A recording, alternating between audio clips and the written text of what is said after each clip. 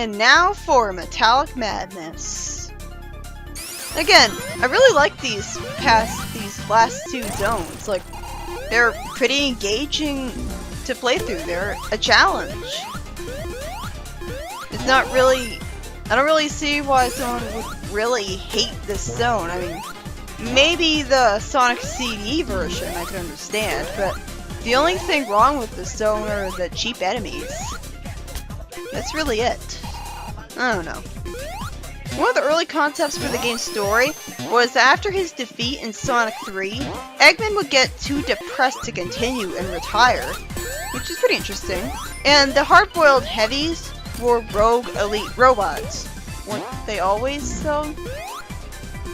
But yeah, it sounds like they had an interesting concept where, like, Robotnik in the games would actually react properly to the fact that maybe he's getting tired of Sonic constantly beating him all the time, and he would just give up and lie down in bed in his onesie pajamas all day. I mean, it sounds depressing, but they did that in the Archie comic eventually.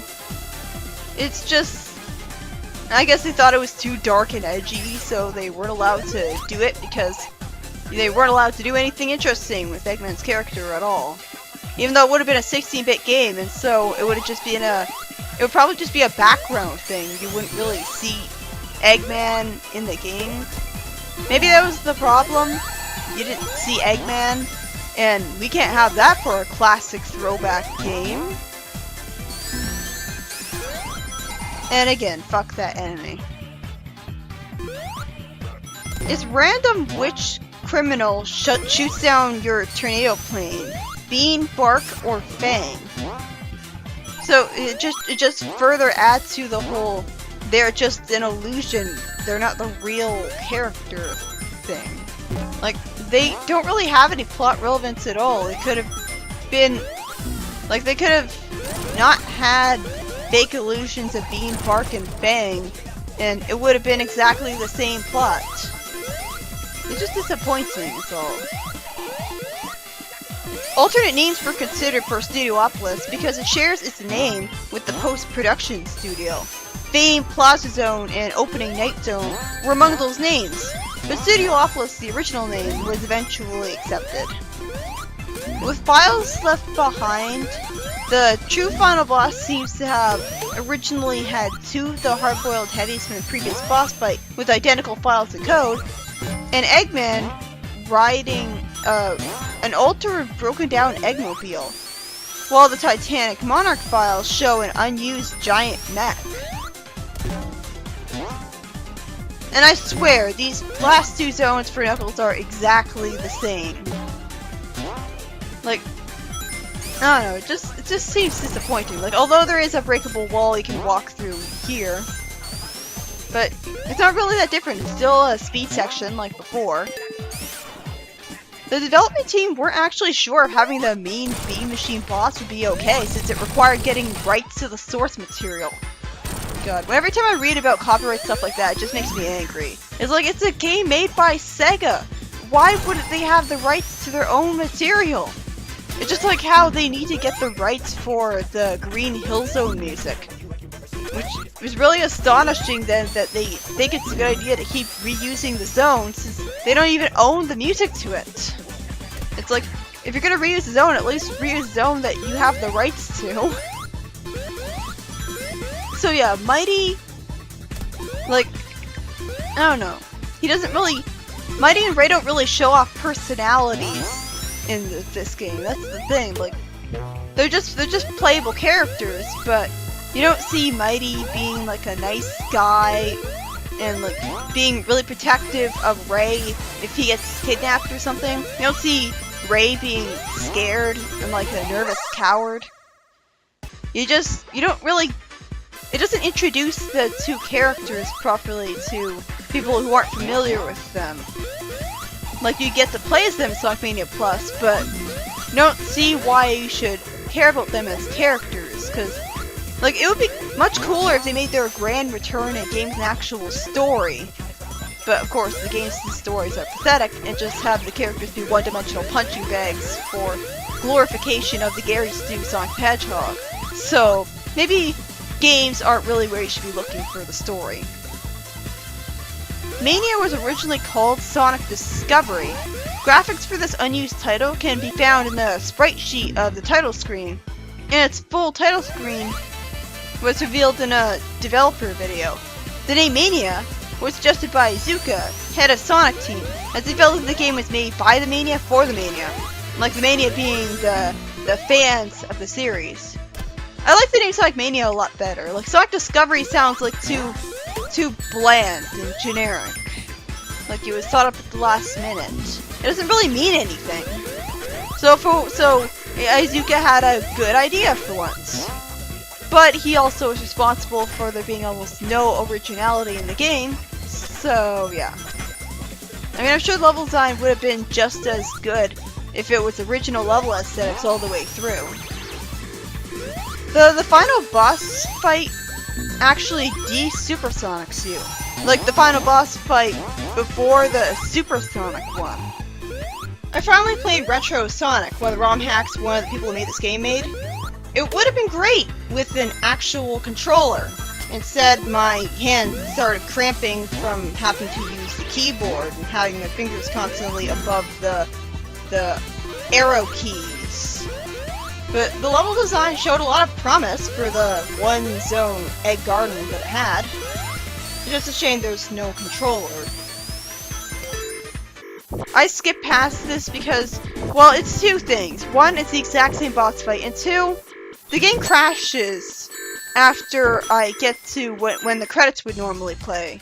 And unfortunately, I was too distracted to stop the recording in time. So basically, I had to redo almost the entirety of this video. And as a result, I was past the point of caring. So it was really annoying. Like I just skipped the boss fight. I didn't really care. It just really sucked. It's not really that big of a deal though. It just sucks that, like, is this every cracked version of the game? Do they all crash instead of showing the credits? It's also interesting that it has the first zone of Sonic 2 on there, and when you have invincibility and you face the boss, he just constantly pushes you backwards, and so you can just stand there and beat him in one cycle. So that's good. At the end of Stardust Speedway Act 1, it used to be that if you created a ring monitor to the right of you, Sonic would get stuck running into it because the stage transition has him running to the right automatically. And that's pretty easy to do because you can create monitors by jumping around, like at the victory screen when you beat the levels. So like they really should have playtested that better, considering stage transitions where you automatically move forwards, plus item monitors that can make your character not be able to move forwards. It's just begging for trouble. And another soft lock in this game is in the final boss. If both giant hands grab tails, it's a soft lock. It's like I guess that would be possible. Like the hands are so close to each other that they can both grab them at the same time. But like that is one downside to having Tails as a partner. Like it's weird. Like Tails as a partner seems to inconvenience you a lot more in the retro games than in this game. Of course, it is very helped by the fact that you can just control him, not needing a second controller. So I see him more as like a way to fly and damage the bosses when they're high above me. So like I don't really think, I don't know, maybe it's just me, but he doesn't seem to have the artificial stupidity he did in the original games. Like he doesn't, well, he can hit the boss and then you fall into it, like especially in Oil Ocean Zone Act 2's boss. But he didn't really inconvenience me at all. I don't see a point to not having him as a partner. He's pretty useful. Mania saves not only lives and continues, like Sonic 3 Knuckles does, but also saves your score. And that's good because 50,000 points gives you an extra life. I don't know if that's in the manual or something, but yeah, see, I was past the point of caring at this point because I was having to redo already long level that I'd already done. It's a good thing that even though the game crashed on me, instead of showing the credits, it still saved that I beat the file, so I could just go back to any level I want from level select anyways. So it really wasn't that big of a deal. But it's annoying. In this game, you still can't start from Act 2, or from the Supersonic fight. So if you game over to the final boss of Titanic Monarch, you have to replay all of Titanic Monarch again. Which is not very good because both acts individually are almost 10 minutes long. Like this game, if you're not good at this game can be really frustrating in the sense that if you game over, you have to replay a lot of the game in order to get back to where you were, because you start at Act 1 every time. But, like, I was worried playing this game, because I thought maybe that would happen to me, but the game turned out to be so easy. Or, like, maybe it's the fact that I have an infinite lives code. Who knows if I have that problem if I didn't have that enabled. But I barely ever died to this game, because there was no bottomless pits, and even the bosses didn't have me die as much as I thought they would. The reason I showed this boss off in entirety was because it's different in the sense that it has an anti-gravity gimmick when you're Knuckles. It doesn't go so high that you can't really hit it. Like, it can flip upside down and send energy balls upwards, which is annoying because then you can't really hit it. Something that surprised me was that you can actually make the boats in Hydro City speed up if you stand at the rightmost part of it, or slow down, like move to left if you stand at the left part of it. And it didn't really make that clear. But it's good that you have that kind of control over it, I guess. In Lava Reef Zone Act 1 as Knuckles, if you glide over a long pit and got 50 rings, you used to have a trap where you could only go super and fall to your death, not glide, because when you glided, you would go super. But fortunately that problem was fixed with the patch that lets you have a separate button for the super transformation. I hope they tell you which button that is for the super transformation though. Like I hope they update the controls menu to tell you about it. Because that would probably be pretty confusing for people who don't know that change was done and are wondering, why can't I go super anymore? Files were found of 2 signposts which use Sonic as a placeholder. One with an M and another with what was assumed to be an A, but it turns out that they were actually signposts for Mighty and Ray, and the A was just a poorly drawn R. So it's like they almost found out Mighty and Ray were in the game prematurely, but they just barely managed to. Well, I don't think they would have figured it out anyways. Like M and R, what's that supposed to mean?